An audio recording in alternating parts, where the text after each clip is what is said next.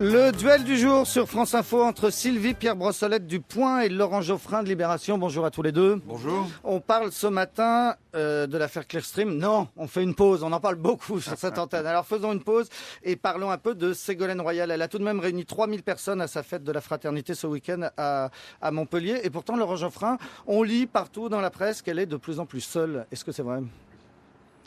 C'est vrai, c'est faux, parce que c'est vrai qu'il y a un certain nombre d'amis qui ont pris leur distance ou qui ont été éjectés plus ou moins gentiment, mais il faut se souvenir que probablement il y aura pour la désignation du candidat socialiste des primaires ouvertes, c'est-à-dire des primaires populaires avec un vote très large. Dans ce type de scrutin, je ne suis pas sûr que quelqu'un qui émane de l'appareil, qui émane du parti, ait forcément l'avantage. Et au contraire, quelqu'un qui est plutôt à l'extérieur, qui est plutôt solitaire, franc-tireur, a une prime automatique. Parce qu'il y a toujours une volonté chez l'électeur de privilégier, pas forcément la nouveauté, mais les gens qui sont un peu marginaux, en dehors du système, quoi. Alors là, elle se met en dehors du système. Elle s'était rapprochée d'Aubry. Et puis pendant l'été, alors je ne sais à la suite de quel calcul tactique, elle a repris ses distances, elle a pris des positions totalement différentes de celles du parti, donc elle se retrouve effectivement seule. Mais est-ce que c'est forcément un handicap ? Voilà ce que les commentateurs oublient de dire. Sylvie Pierre Brossolette, est-ce que vous oubliez de dire que ça peut être un avantage d'être seule pour elle ? Oui, elle serait sûrement plus contente d'avoir tous les éléphants à ses pieds. C'est quand même pas désagréable que de réunir son parti, que ce soit à la base ou au sommet. C'est vrai que ça peut faire chic, je suis victime, je suis seul, tous ces affreux éléphants tricheurs me quittent et le jour venu, ils viendront me manger dans la main quand ils verront. Et c'est tout l'enjeu pour Ségolène. Quelle est la seule ou la meilleure ou la moins mauvaise pour battre Sarkozy ? Elle ne compte que là-dessus. Si les sondages la favorisent et que effectivement elle peut être en bonne posture pour les primaires, hop, on verra les courtisans revenir.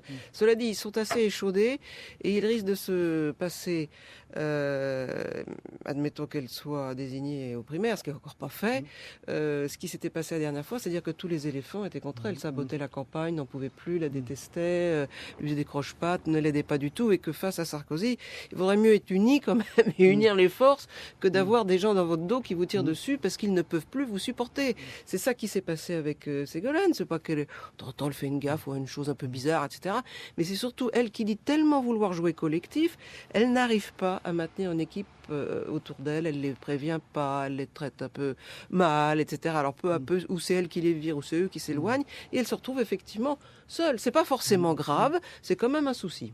Alors, seule dans la vie politique, mais pas seule dans sa vie privée. Laurent Geoffrin, Ségolène Royal a toujours dit qu'elle ne voulait pas mélanger, qu'elle ne voulait pas qu'on parle de ses affaires privées. C'est Paris Match qui avait révélé l'existence d'un compagnon, André Adjedj. Mais la presse, ces derniers jours, a commencé à parler de ce compagnon parce que, effectivement, apparemment, il joue un rôle politique.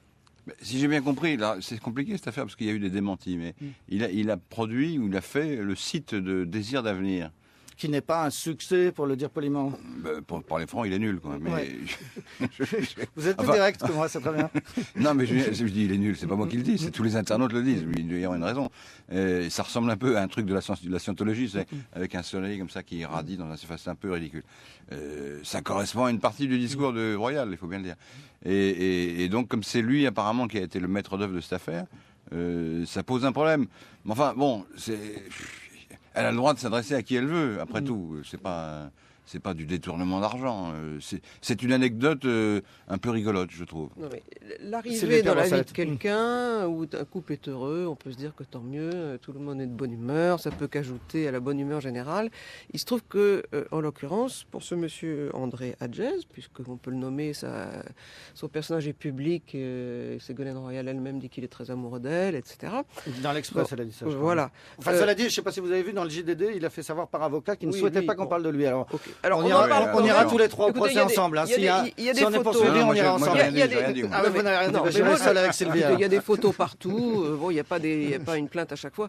Le problème, c'est qu'au lieu d'ajouter un peu de douceur dans la vie de Ségolène Royal, il a rajouté de la polémique et de l'irritation. Je crois que ça n'a pas du tout collé avec les derniers membres du staff de Ségolène, qui donc sont partis en courant, parce que lui, il avait des idées sur tout. C'est quand même un amateur dans ces questions politiques, et vous savez ce que c'est que des professionnels professionnel de la politique qui voit un amateur, qui plus est le bon ami de madame, arriver avec toute la force du soutien de la patronne, c'est très irritant. Et du coup, évidemment, est sortie une polémique, alors là aussi, vrai ou faux, une facture de 41 000 € qu'il a envoyée donc au bureau de M. Berger, qui est le mécène de Ségolène, et que là, pour une fois, Berger a refusé de payer.